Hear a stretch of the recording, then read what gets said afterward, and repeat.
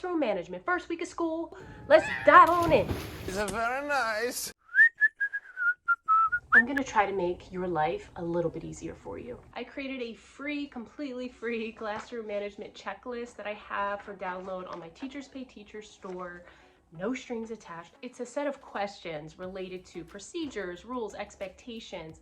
They're questions that I feel are essential to answering before that first week of school. Honestly, after you've answered all of these, you have a really good idea of what your class will look like, feel like, how you want to set things up, and how you want to go about your first week. So right now, I'm just going to give you suggestions as to what I do or what I have done, because I don't do the same exact thing year after year. I don't think that teaching works like that, but feel free to take some of my suggestions today, but don't take a suggestion of mine just for the sake of taking it. You need to do things, you need to create routines and procedures that vibe with you in your room, your style, your personality, because that's the only way they become consistent. Now, I did go ahead and leave a lot of blank spaces for you as well, so you could kind of complete this checklist, but also fill in your own ideas, notes, questions as well.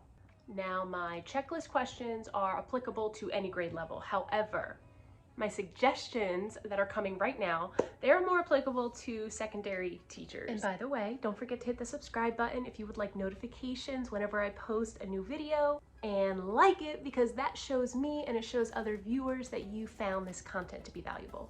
These go in no particular order, but I think it's great to start off with knowing how you want your students to enter your room, and that kind of coincides with how you would like your first 5 to 10 minutes to look. And after all these years, it's not that one routine has been better than the other, but the key, that thing that I have learned, is that you have to keep doing the same thing. I know everybody says routines and consistency is so important. They say it because it's true. There is nothing like students walking in not knowing what exactly to do, because who do they go to? You. And you want to be doing other things, right? Maybe checking in with students, maybe doing one of those fancy little handshakes that you see some of those teachers on TikTok doing. You won't be doing any of that if you're changing it up every single day. As you're answering this question, you'll also be answering questions such as how much time should it take a student to be doing certain things? What supplies do they need? So as you're thinking about what you would like your students to do, I'll just tell you what I had my students do last year. I'm at the door, I'm greeting my students. They know that when they walk in, they need this thing every single day, no matter what. And that thing is their folder, and they have a class color, and I keep it right by the door. So they grab their folder, and their instructions are right on the board. When they look at the board tells them if they need a workbook that day or their laptop. If they need their laptop, I'll usually have them answer a question on Pear Deck. Pear Deck is found on Google Slides. Please try it out. If you haven't, it's a really great way to get full class participation and see everybody's answers all at the same time. But sometimes it's also something that I want them to write in their journal. It's a simple question. One of the key things here is simple. And I've had people in the past, say things to me like, oh, you should do a journal prompt or ask some kind of a complex question. I haven't had much luck with those as a warm-up, as a do now. I mean, put yourself in student shoes. When you walk into a class, you want to talk and you want students participating. I mean, this idea that students just walk in and they grab everything and they're quiet and they're just immersed in their journal prompt and your complex question, and maybe in honors, maybe in AP, but general ed teachers, I'm gonna keep it real. And I'm not judging. It's like when I walk into a meeting, when I walk into one of the many, many meetings I attend, we as teachers have to attend. Do you want to walk into your meeting and have to do something complex? I love timers, you guys. Please keep a timer. Without a timer, students will just take their very, very sweet time. And you will have some students who won't really do much of anything until they see that 1 minute, but hey, at least in that minute, they're getting something done. The moment the bell rings, I start the timer for 10 minutes. It's not really a full 10 minutes. It takes time for students to open up their laptops, for their laptops to kick on. I do put a little extra time in there so that students aren't fighting through each other to find their books, and that's not my vibe. I always say, just get into class, grab your folder, open up your laptop, or find your workbook, because I have 3 classes with workbooks. It's not always a quick task to just grab your workbook And then, they have to find the page number. That takes a whole other 2 minutes. And then I give them some kind of writing task. Honestly, the task always changes. The routine is the same, the task is different. I might do 2 weeks of grammar. They just have 2 weeks of grammar warm-ups. Or I might do 2 weeks of questions that are related to something that we're reading. Or maybe I'll do 2 weeks of survey questions, but I usually will do the same type of something for an extended period of time, but the routine is always the same. Now, my school doesn't have late bells, so what I like to do is after the bell rings, I wait about a minute. Sometimes I'll give them 2 minutes. I look at my seating chart. I'm not counting names. I look at the empty spaces in my seating chart. And if you are not in your seat, I don't care if I witness you over here talking to a friend. If you are not in your seat, I will mark you absent. And you know who gets that alert is their parents. So if their parents are then texting them, why aren't you in class?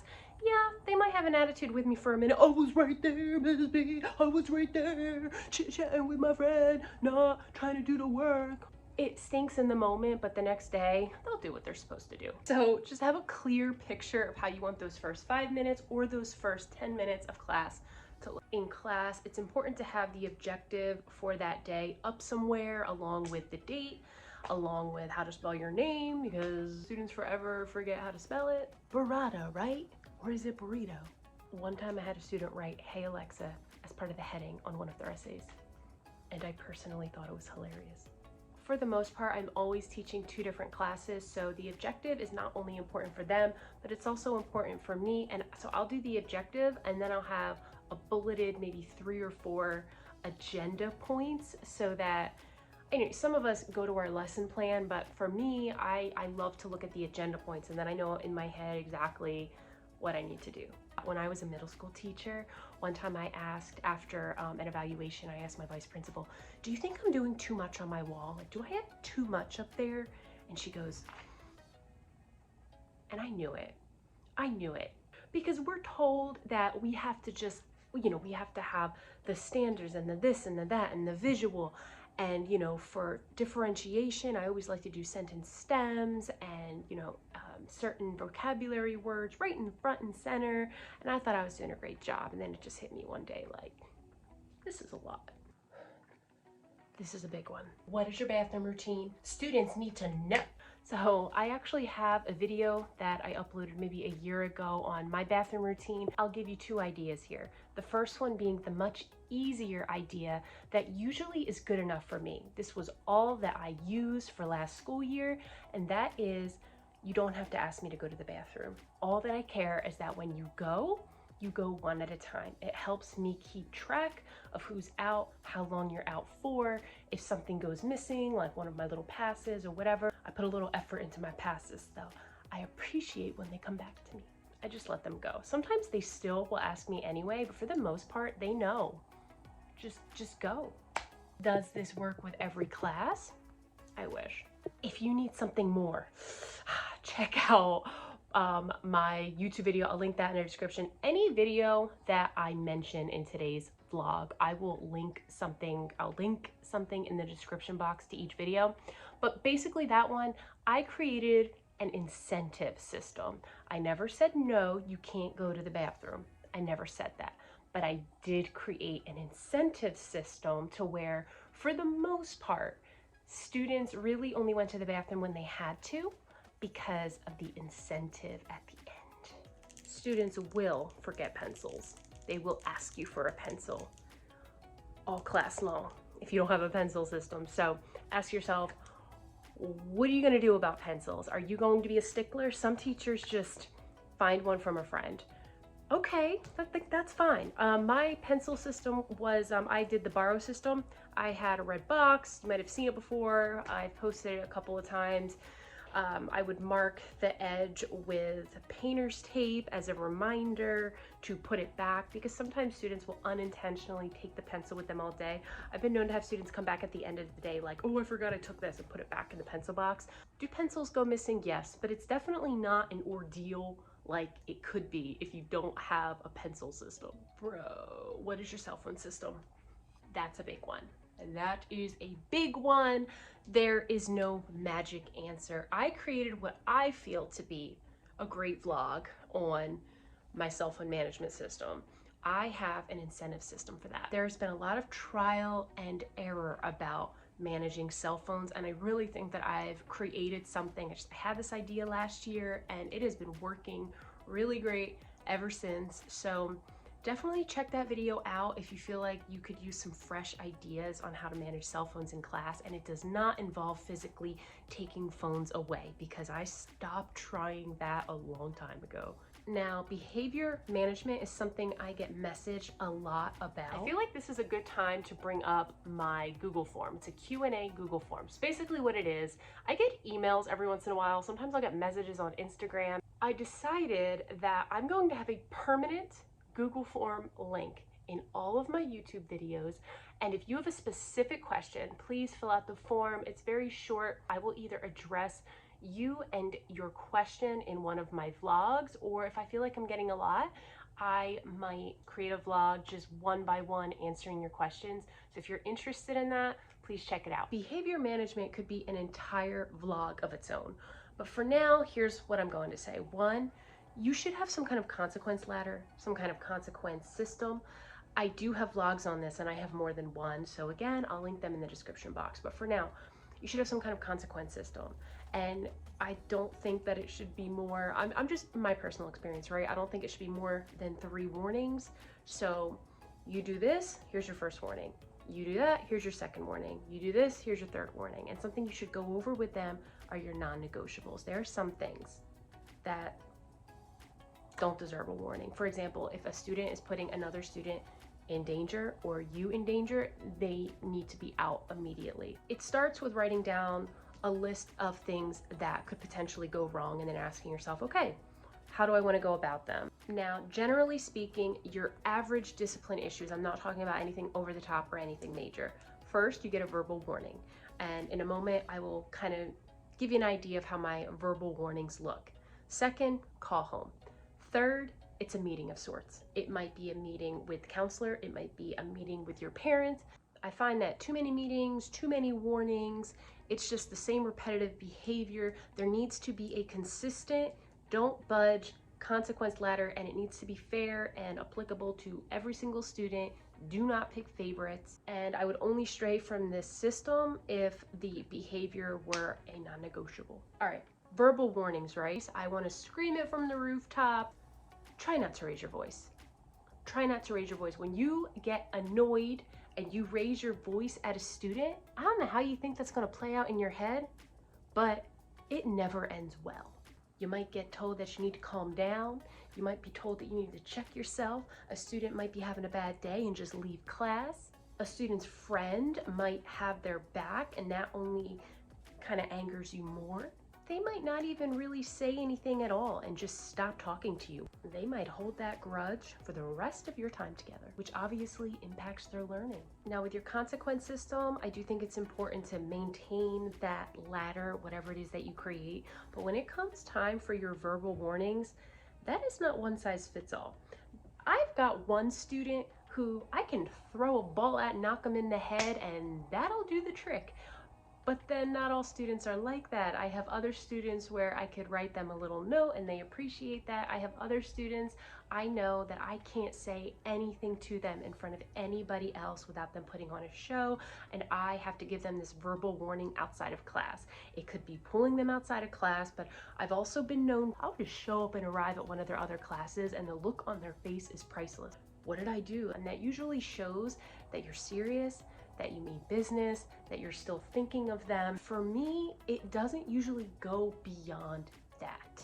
You should definitely walk into your first day of class with an idea or two of how you're going to get your class's attention. My go-to that works at the high school level is 1, 2, 3, and I'll just sit there. I will sit there, no face, just feeling faceless, no emotion, and I'll just wait. It might take a minute, but eventually, like, that really seems to do the trick. Maybe every once in a while I'll have to do a second round of it, but that really tends to do the trick. Brings me to a comment that someone left on one of my YouTube videos asking me, how do you award students who are doing a really good job, or how do you show them that they're doing a great job? I have this incentive system. I have a whole video. I know I have a lot of videos apparently. I have a whole video on this. Let me give you a short spiel. And by the way, please don't think that my life of teaching is incentive systems. I have done a multitude of incentive systems over the years, but I tend to do them one at a time, at most two. We want to believe that intrinsic motivation will be enough, but it's not. Like, sometimes as teachers, we need a little lifeline. This is a really good video to check out, guys, especially if you're a middle school teacher, because the video is very in-depth. I literally made that video right when I ended middle school teaching, so it was all fresh in my head. But what I'm telling you right now, it's the same thing, only I took a lot of elements of it away. It's a Friday raffle. I give out these little tickets, which are just scrap pieces of paper, and I give out tickets for certain things that students are doing very well. Sometimes individually, maybe they're showing growth or this or that. Sometimes it's as a whole class. I could go on and on about it, but it's an easy incentive system. Every once in a while, I will choose a class and I will just focus on that one class, and I will write them specifically notes to each student, sharing something that I notice about them. It's very flexible with the amount of time that you have, and it's a nice way to like sneak in, let students know that you're paying attention, that you notice things. Like, I highly suggest you having some kind of point system, or right now students love streaks. Maybe you can create some kind of streak system. I'm running out of time here. Classroom management talk can just go on forever and ever, which is why I created this checklist that has the questions for you to go through. I'm going to touch on one final thought, and then I'm gonna have to wrap this up. Have a general idea of how you're going to call on students. Go in with this general idea. This for me has changed over the years. What I did in middle school was a lot different in high school. For one thing, I would number the desks, and then I would have the numbers in a little box or bin, and I would randomly pull out numbers. And if you were sitting at that desk, I called on you. And what this does is a lot of times students are a bit more alert because they know that they might have to answer the question. I do a lot of full class participation through Pear Deck. If you follow my videos, you know how much I love Canva. There's a feature, Canva Live. It's just students just put in a code. It could be through their phone, through their laptop, but we are all in something together. I used to have students call on each other. No, literally somebody would say something, and then I would be taking a note on the board, and then that student would call on another student who had their hands up. It's not as effective in high school because a lot of them, they don't really know each other's name. So it kind of takes a lot of time. But if you're in a class where everybody knows each other, having a student call on another student, it's like, I feel like more students raise their hand because they want their friends or just someone in class to say their name. Please don't make the mistake of just going in and thinking that you can say, who knows the answer, because you're gonna get the same 3 hands over and over and over again. And that's it. That's it for my classroom management tips and strategies today. Please fill out the Google form if you have a specific question. And yeah, if you just want to download that checklist, it's free. Teachers pay teachers. Happy planning. Don't stress. Enjoy whatever time off that you have. And I will see you in the next video. Bye, folks.